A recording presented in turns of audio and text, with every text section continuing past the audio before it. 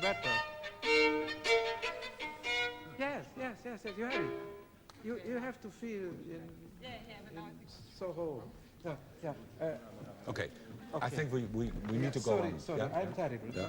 No, you are not terrible. We are a little bit limited in... Absoluut niet iemand die zegt, zo zit het in de wereld in elkaar. Niet de wereld, maar ook niet de muziekwereld. Die wetten, daar moeten we allemaal aan gehoorzamen. Dan begint hij al dwars te liggen. Want hij is typisch iemand die niet aan wetten wil gehoorzamen. Dus daar beginnen we al mee, met seriële muziek. Al die wetmatigheden, wat moesten we niet allemaal? Ons gek tellen en zorgen dat het allemaal in orde was. Daar begint hij al meteen. Die dwarsheid. Hij is natuurlijk absoluut dissident van nature. In zijn achtergronden, de dictaturen die hij meegemaakt heeft en de achtergronden. Het is natuurlijk, al was het mij dat hij ook nog een Joodse achtergrond... Ik bedoel, in alle opzichten is het natuurlijk een dissident. Dus hij zal zich nooit aan een regel willen houden. Dus ook dat soort uitstraling die toch van sommige componisten, ook van zijn generatie, zijn dat ze de wereld wel in de zak hebben, precies weten hoe het allemaal in elkaar zit. Dit deugt wel en dat deugt niet en zo moet het. Die heeft hij totaal niet. Een ballade in de klankkleur van Ligeti's verleden. 9 boeven jagen de weduwe Paponier te de zwarte poort van het kerkhof. Paponier, een weg terug is er niet. Voor György Ligeti, in 1923 in Transylvanië geboren, was de kennismaking met composities van Béla Bartók in de winter van 41 op 42 beslissend. En hij besloot zijn leven geheel aan muziek te wijden.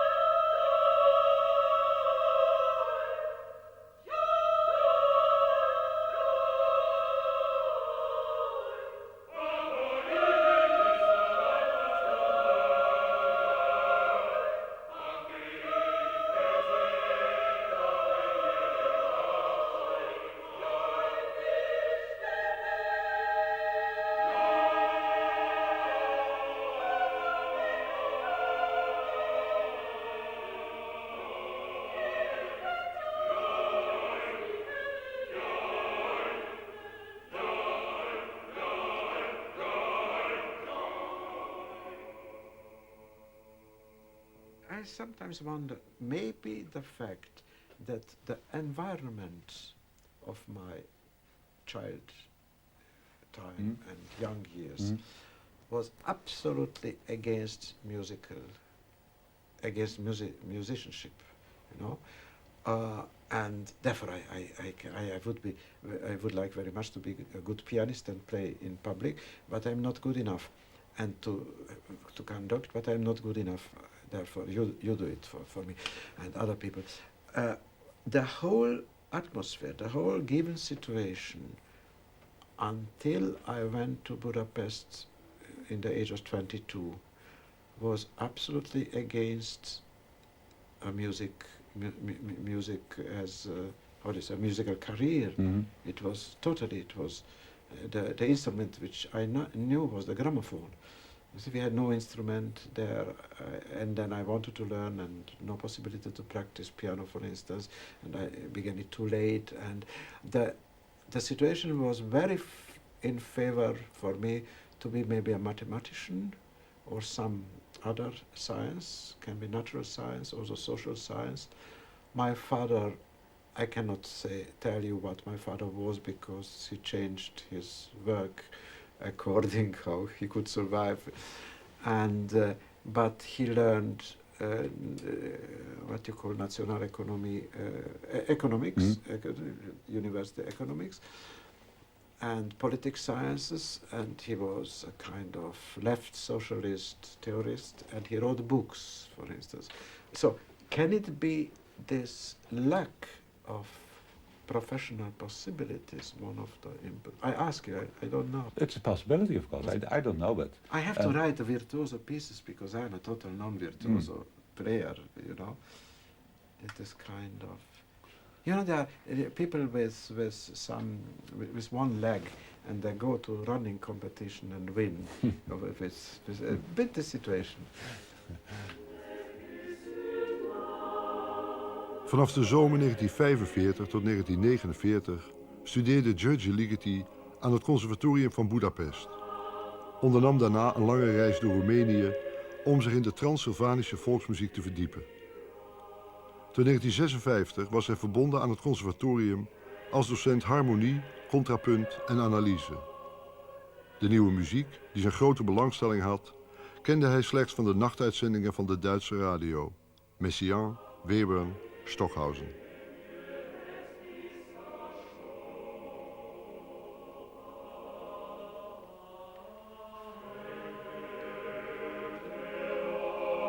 Toen de Russen op 4 november 1956 de stad bezetten en de Hongaarse opstand braken, vluchtte György Ligeti een maand later per trein naar het westen en stak 's nachts de Oostenrijkse grens over.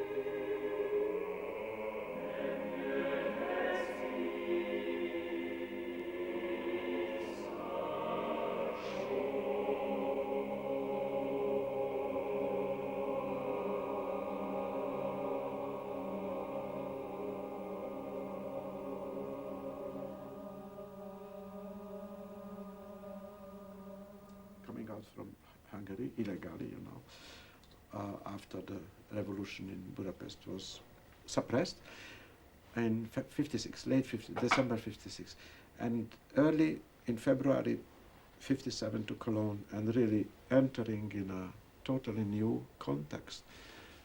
I was 33 years old. 33 is a very crucial, being around 30, very crucial age because you are not more a naive, innocent, young boy, but not really, you know, with 30. There are a lot of things which are still missing. And I came from a very provincial, you know, area from Transylvania, with an intermezzo in Budapest, where I was a student in the Music Academy and then a teacher for a short time. But my whole world of feeling, emotions, culture was the Transylvanian provincial, you know. And I come in the center of West European or Western, because America was not far away, in this middle center of the avant-garde music.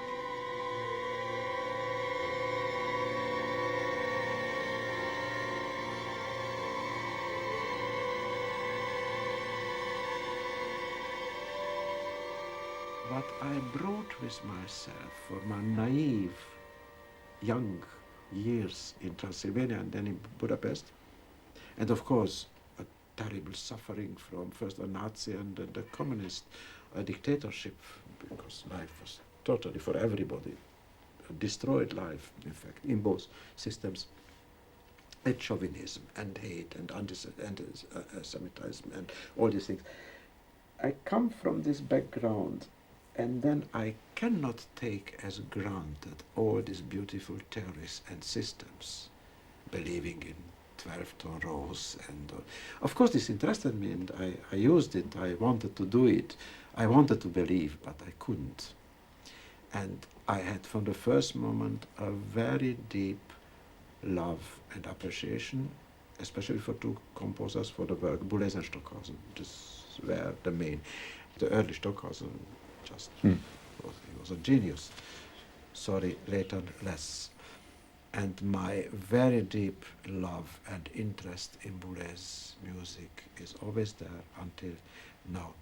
But these were people with certain beliefs and with certain goals in life and certain systems they thought they have to use.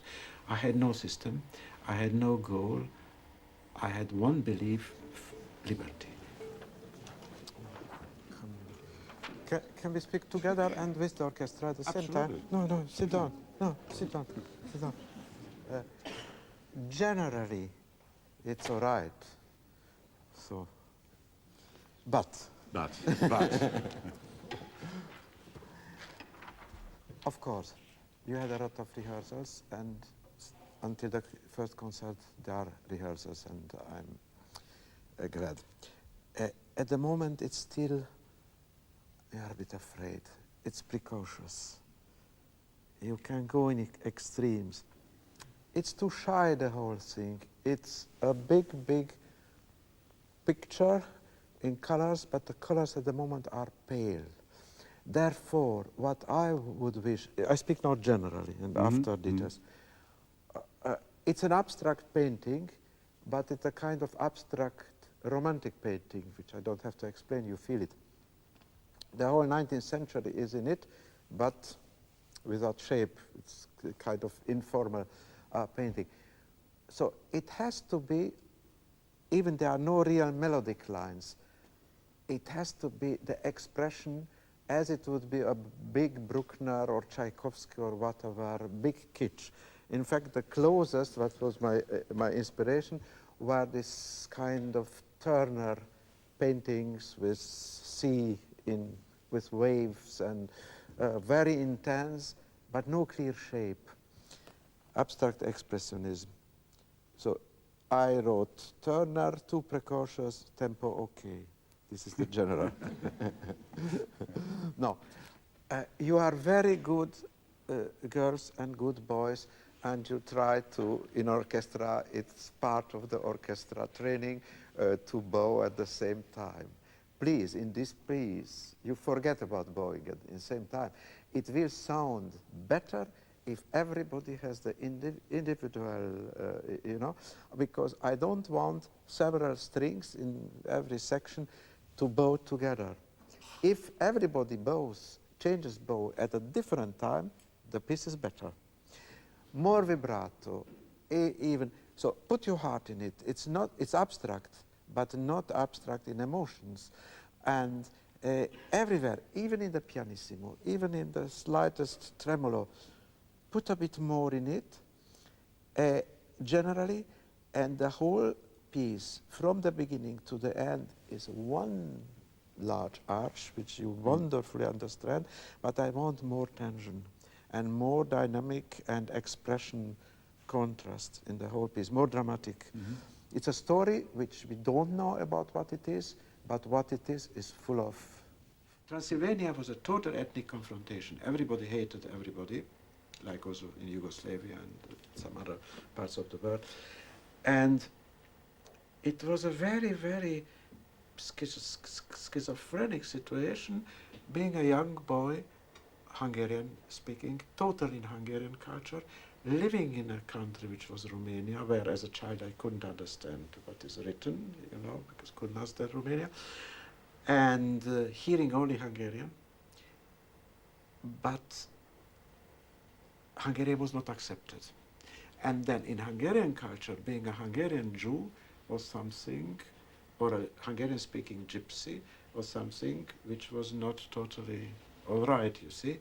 So it was always a very extra territory. It was not always bad, it was not always tragedy, but it was always tension. And people like me, as children, I was not so aware about this tension, but it was always tension. So I come to music. You mentioned Aventure. Aventure is written in a language which is nonsense. You don't know what it means, but you understand the emotions. Now think the situation of a young boy who goes in elementary school from 6 to 10 years, speaking Hungarian in school, but hearing a lot of Romanian without understanding them, so very gradually it's possible to understand, but understanding very well the gestures of people, So therefore, for me, non-verbal part of language, non-verbal communication became so important. These are now only free associations. I think to live in a country as a child where I cannot understand the official language, which was required. And being in another language where I'm not a citizen with the same rights, always a bit excluded, this maybe provoked in me very, very strong tensions, and therefore maybe this kind of expressionism. But I'm not an expressionist because for me, real expressionism in the, especially the German and Scandinavian culture, is this Mensch attitude. Yeah. And or the painters like Kokoschka or Munch in Norway, it's this absolutely far away. I feel I like much more Stravinsky and this kind of, and jazz kind of elegance, but very strong emotions. But very strong emotions never will mean pathetic or sentimental, pathos or sentiment.